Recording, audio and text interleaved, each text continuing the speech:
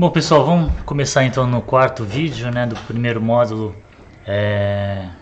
de metodologia científica, né, do mestrado profissional aqui do IP. E eu vou dar um exemplo aqui, né, de um paradigma, né, na ecologia e conservação da biodiversidade, que é a teoria de biogeografia de ilhas, né. Eu sei que tem algumas pessoas, né, entre vocês que já conhecem essa teoria de biogeografia de ilha, mas provavelmente, né, pessoas que são de outras áreas, né, que não as biológicas, né, talvez nunca tenham ouvido falar. Mas a ideia aqui é mostrar como que essa teoria, né, ela surgiu e de que maneira que ela tem sido utilizada, né, para pensar em manejos para garantir a conservação das espécies, tá? Então, vamos lá. Essa é uma teoria, né, que surgiu em 1967, né, com esse livro do MacArthur e do Wilson, onde a gente tem esse modelo, né, que mostra que a variação do número de espécies.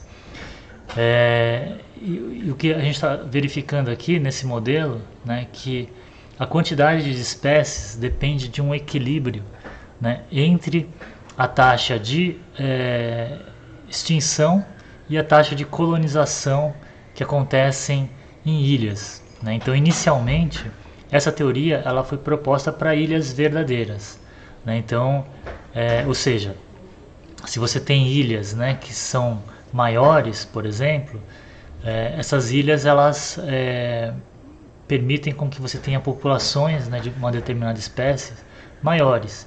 Com isso você tem uma menor chance de extinção dessa espécie. Enquanto ilhas, né, que são muito pequenas, ao contrário, né, então você tem muito poucos indivíduos daquela espécie. Então vamos supor que tem uma tempestade ali, acontece uma tempestade, a chance, né, de atingir todos os indivíduos é maior. Com isso você tem uma chance maior de haver extinção daquela espécie naquela ilha, tá? E ao mesmo tempo, né, a taxa de colonização vai ser muito dependente do grau de distância que essa ilha está do continente, né? Então, se essa ilha está mais próxima do continente, a chance, né, de haver migração, então especialmente, né, se forem indivíduos que conseguem voar, por exemplo, ou mesmo indivíduos que podem ser levados, né, pela própria correnteza, por exemplo, chegar até essa ilha. Então, quanto mais próximo, maior a probabilidade de colonização. Quanto mais distante, menor essa probabilidade. Então, com esses dois processos acontecendo ao mesmo tempo na ilha, a gente vai determinar aqui um balanço que vai chegar então aqui na quantidade de espécies que você tem nessa ilha, tá? Então aqui a gente tem o tamanho da ilha e o grau de isolamento, influenciando tanto na taxa de extinção quanto de colonização, e isso vai nos dar então a riqueza de espécies naquela ilha, né, com base nesses dois parâmetros, tá? Então, essa teoria de biogeografia de ilhas, né, a gente pode chegar a predições que são falseáveis, né? Então, por exemplo, a riqueza de espécies varia conforme o tamanho da ilha e da distância desta ao continente. A extinção de espécies depende do tamanho da ilha. A colonização depende da distância da ilha ao continente, tá? Ou seja, a partir, né, dessa teoria maior, eu posso querer testar algumas hipóteses mais específicas, tá? Seja em relação ao tamanho, seja em relação ao grau de isolamento e assim por diante, né? E a partir do momento em que você tem a publicação, né, dessa teoria, acontece o que o Thomas Kuhn caracteriza como a ciência normal, né? Então muitos pesquisadores começaram a se voltar para essa teoria, começar a querer entender, né, de fato os mecanismos que estavam por trás dessas relações, né? Então, por exemplo, né, esse estudo de 1981 em ilhas, né, verdadeiras também do Caribe, fizeram levantamentos, né, de espécies tanto de aves quanto de répteis em ilhas com diferentes tamanhos, né, com ilhas maiores e ilhas menores. E o que a gente observa aqui? A gente observa que quanto maior o tamanho da ilha, tanto para aves quanto para répteis, você tem um acréscimo no número de espécies, né? o que está corroborando com a biogeografia de ilhas, a teoria de biogeografia de ilhas, tá certo? Então, reforçando então essa teoria, né? Então, se a gente observar aqui, né, quanto maior, aqui são as ilhas menores, né, tem uma diversidade mais baixa. Conforme você vai aumentando aqui o tamanho das ilhas, né, no eixo X, você aumenta o número de espécies que está no eixo Y, tá bom? Cada pontinho desse aqui, então, seria uma ilha que está sendo representada com o seu número de espécies e o seu tamanho. Então, mostrando essa relação que existe, então, entre essas variáveis. Um outro trabalho, né, que foi feito em 1978 pelo Simberloff, também, né, relacionado com biogeografia de ilhas, também feito em ilhas verdadeiras, né, nas ilhas na Flórida, que é a Florida Keys, né, que são as ilhas que ficam ali nessa região. E o que eles fizeram? Eram ilhas pequenas, né, de mangues, e eles queriam testar se o grau de isolamento da ilha influenciava então na riqueza de espécies, né? Para fazer isso, o que eles fizeram então? Eles pegaram, eles queriam saber essa taxa de colonização também, né? Então, e aí eles fechavam essa ilha, né, com telas e borrifavam inseticidas, né, para matar todos os artrópodes que tinham nessa ilha. E aí, o que eles faziam? Então, a partir do momento em que você tem o T0, né, que é o momento que você passou o inseticida e matou todos os artrópodes, eles começavam a fazer medições, né? Então, cada pontinho desse aqui é uma medição que eles fizeram depois de um determinado número de dias, né? Então, aqui, por exemplo, depois de 40 dias, né, foram feitas essas observações, depois de 50, 80 e assim por diante. E aí o que eles verificaram? Eles verificaram que, conforme ia passando o tempo, o número de espécies ia aumentando, porque elas iam colonizando novamente as ilhas, né?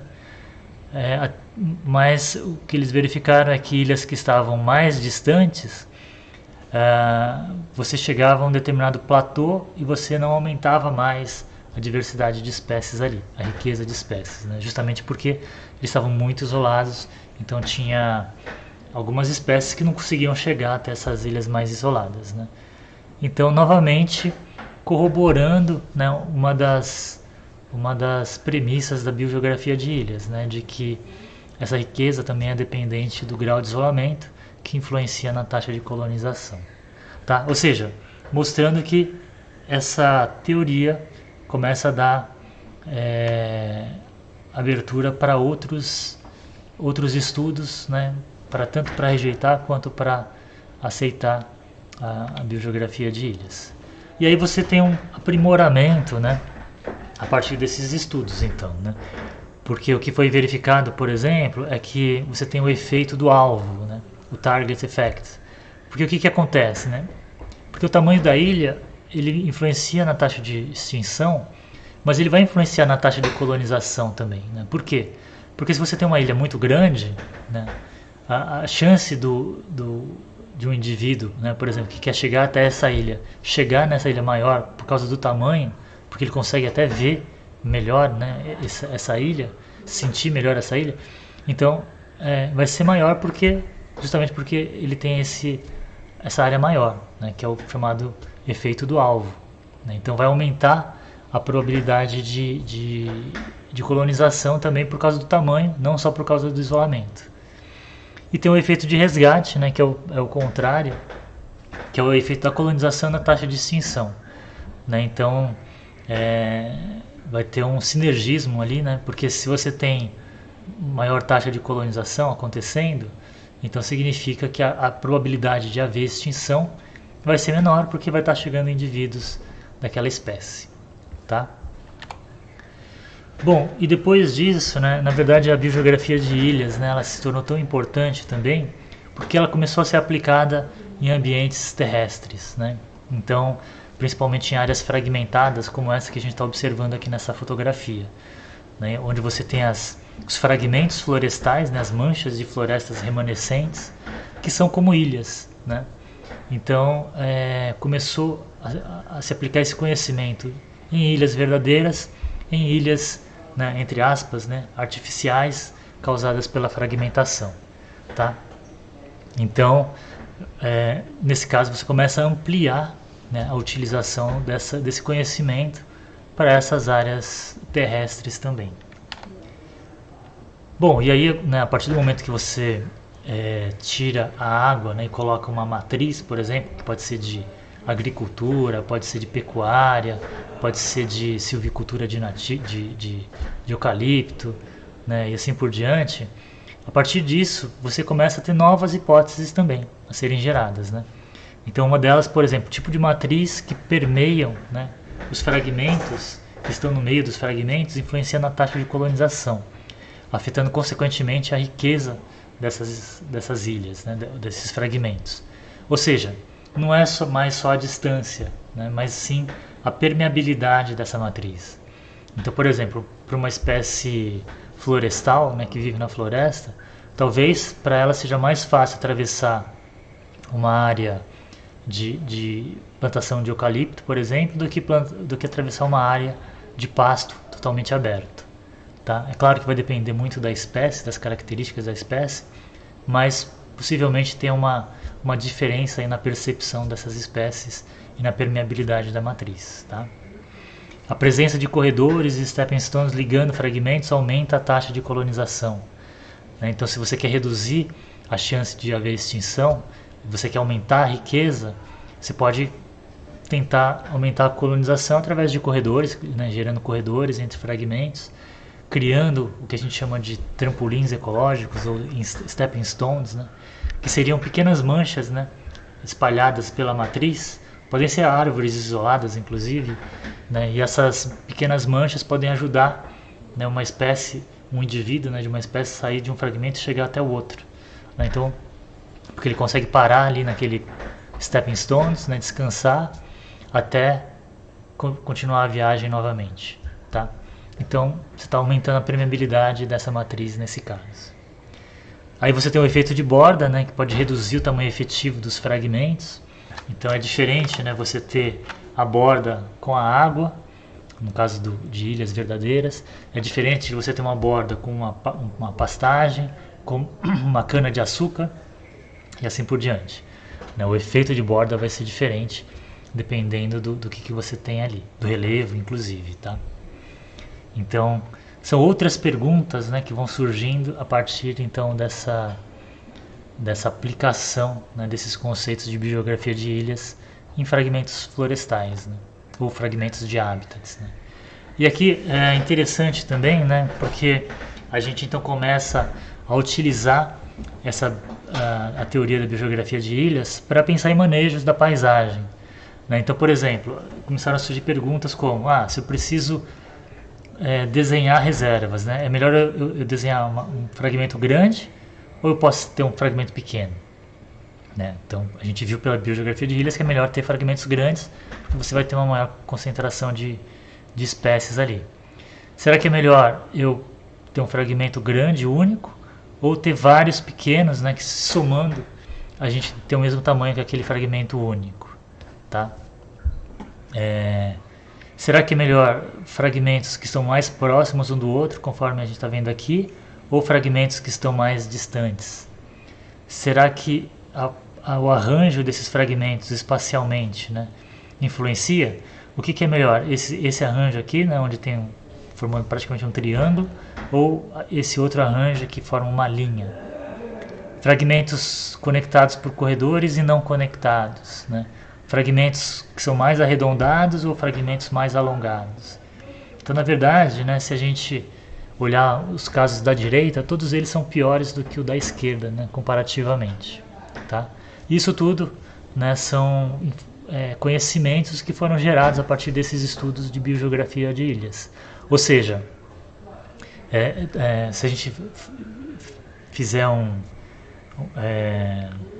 relembrar, né, os objetivos do mestrado profissional, é mais ou menos essa questão, né, a gente usar o conhecimento científico, né, que foi obtido através dessa teoria, para a gente pensar em formas de manejo ou aplicações desse conhecimento para garantir uma maior diversidade de espécies, né? Então, é esse tipo de relação que a gente busca também fazer aqui no mestrado profissional, né? Para que a gente consiga, então, através do conhecimento científico, a gente chegar em recomendações, né, para conservação, para manejo, para o desenvolvimento sustentável das nossas paisagens também. Tá bom? Bom, pessoal, era isso, né, que eu queria mostrar aqui para vocês em relação à biogeografia de ilhas. Espero que tenha ficado claro, né, clara essa relação que existe então entre essa teoria, né, o conhecimento científico, né, como que esse conhecimento ele foi evoluindo ao longo do tempo, né, como que as novas perguntas, né, foram sendo incorporadas também, até chegar nesse ponto onde a gente consegue usar conhecimentos dessa teoria para aplicação na prática, tá bom? Bom, pessoal, mas é isso. Tem mais o último vídeo ainda, né, que eu vou passar para vocês, que é um vídeo que na verdade assim fala mais de ferramentas, né, relacionadas com ferramentas que vocês vão utilizar no mestrado, né, para ajudá-los tanto na parte de análise dos dados, quanto ajudar a buscar referências na literatura, organizar essas referências também. Então é um vídeo mais prático, né, para vocês se prepararem então para os estudos que vêm nas próximas aulas, tá bom? Mas é isso, pessoal. Um abraço, até mais.